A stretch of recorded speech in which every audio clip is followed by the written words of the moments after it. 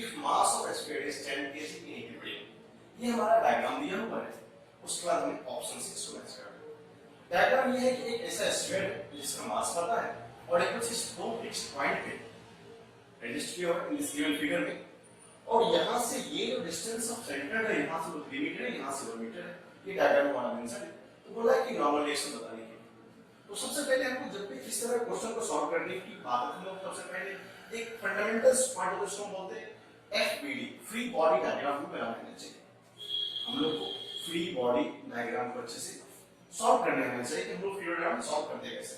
हम लोग यहां देखेंगे तो दो पॉइंट ऑफ कांटेक्ट है इस स्फीयर का, एक पॉइंट ऑफ कांटेक्ट ए है, दूसरा पॉइंट ऑफ कांटेक्ट बी।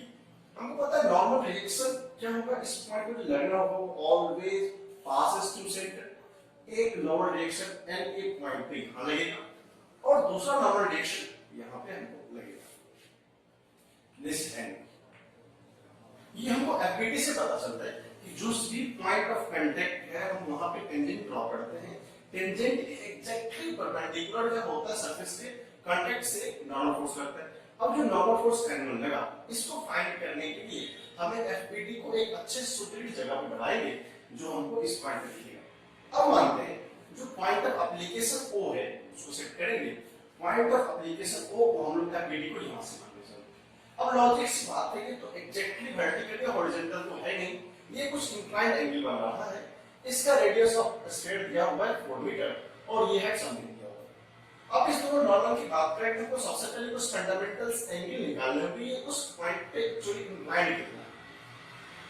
अगर हम इस पॉइंट को की बात करेंगे तो पॉइंट ऑफ एप्लीकेशन की बात होगी, तो हम लोग इस पॉइंट को यहां से अगर परपेंडिकुलर से मैच करते हैं, परपेंडिकुलर से मैच करते हैं, हमको पता होना चाहिए कि ये डिस्टेंस ऑलवेज r है जो कि 5 के बराबर है, r जो 5 के बराबर है, और यहां से यहां का डिस्टेंस ये हमारा 3 मीटर है, ये 1 मीटर है, तो ये हमारा डिस्टेंस कितना होगा 4 होगा।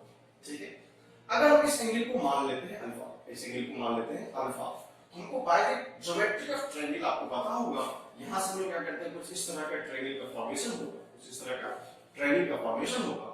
ये हमारा 5 है, ये हमारा 4 है, अगर ये अल्फा होता तो हमको ट्रायंगल्स और ट्रिप्लेट से पता है। sin अल्फा की बात करेंगे तो क्योंकि हमको p पता है, कैसे पता है sin अल्फा क्या होता है 4/5, sin अल्फा 4/5 मतलब इसका वैल्यू अल्फा 53 होता है। हमको ट्रिप्लेट्स फॉर्म से पता है जो अल्फा को 53 होगा, इसका मतलब ये एंगल अगर अल्फा है तो ये कितना होगा अल्फा होगा। हमको n a के लिए जो वो पॉइंट पे एप्लीकेशन ऑफ फोर्स है ये हमारा n a है, इसका एंगल कितना 53। सिमिलरली जब सेकंड पॉइंट पे आते हैं, सेकंड पॉइंट में क्या था सर बी पे एक फोर्स लग रहा है, ये किधर एग्जैक्टली इंक्लाइंड है, इसको थोड़ा सा डॉट से आगे बढ़ाते हैं, एफबीडी में ड्रॉ करना है। अब देखिए अगर इस डॉट को हम आगे बढ़ाते हैं तो हमको ये एंगल फाइंड करना है, ये एंगल, तो मान लेते हैं ये जो हमारा एंगल होगा वो बीटा होगा। इस ट्रायंगल को देखिए, ये जो हमारा एंगल होगा वो बीटा होगा। अभी भी रेडियस इसका 5 है, रेडियस इसका 5 है, बट यहां पर जो पॉइंट है ये हमारा लेंथ 3 है। क्यों? क्योंकि 1 मीटर तो ये देखते हैं, बट ये कितना है 3 है। अगेन यहां पे फिर से हम क्या करेंगे साइन के कांसेप्ट को अप्लाई करेंगे। क्यों? यहां पे फिर से परपेंडिकुलर पता है, थीटा के सामने वाला क्या होता है परपेंडिकुलर, 90 के सामने वाला हाइपोटेनस होता है। लिखेंगे sin beta is equal to 3/5, इसका मतलब बीटा की वैल्यू हो जाएगा 37 डिग्री। तो हमें ये दोनों वैल्यू मिलेंगे। अब देखिए आगे चलेंगे, 37 हो गया बीटा और अल्फा कितना 53, तो ये एंगल होगा हमारा बीटा। अब हम लोग एफबीडी पे इसको प्रॉपर्टी ड्रॉ कर सकते हैं। तो ये जो पॉइंट ऑफ एप्लीकेशन जिस तरीके का था उसका जो एंगल ऑफ ये बीटा ये 37 डिग्री, और इस सेंटर पे अगर खुद के स्फीयर का मास 10 kg है तो एक डाउनवर्ड नेट फोर्स कितना लगेंगे 100 न्यूटन, अगर हम लोग g का वैल्यू 10 ले लेते हैं। अब बोला कि अगर ये सिस्टम इक्विलिब्रियम में है, हमने एफबीडी से सारा कुछ कंप्लीट कर लिया।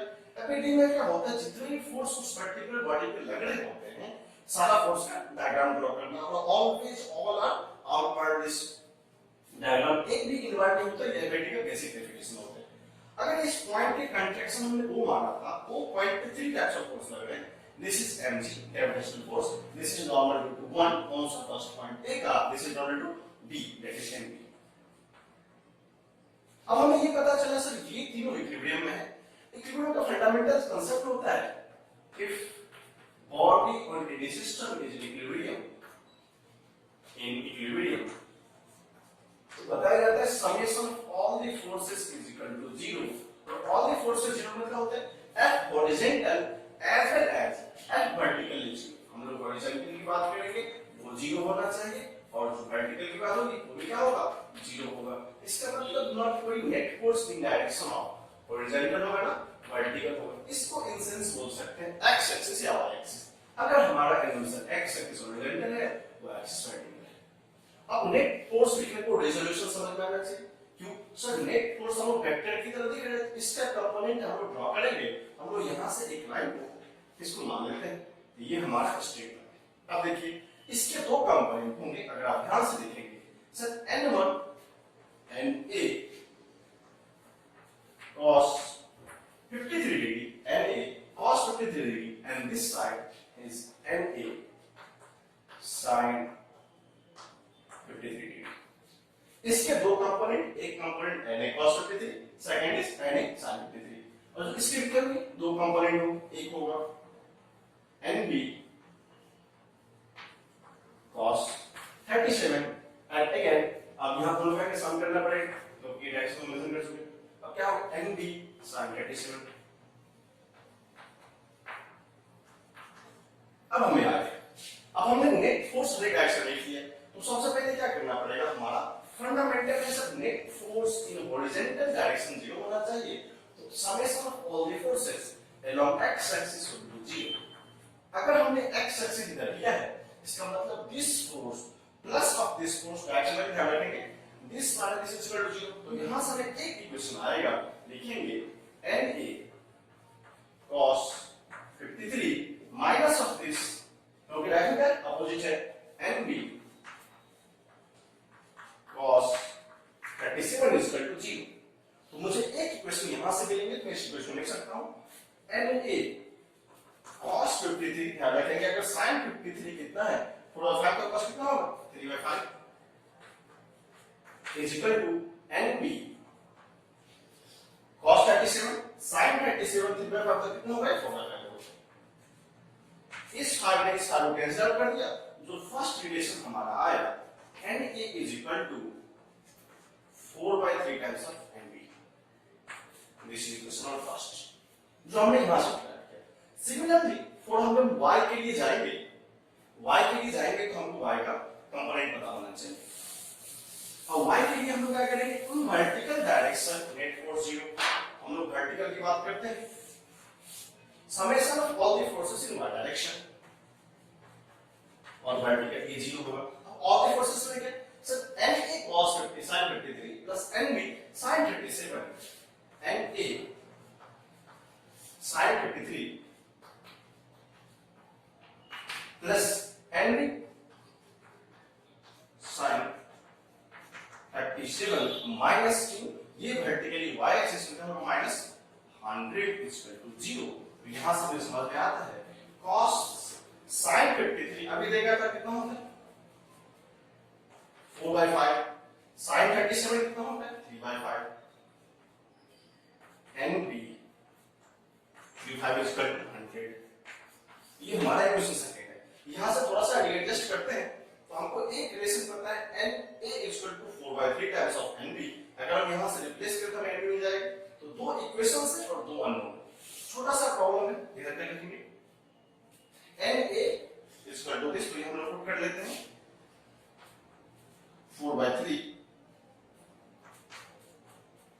nb into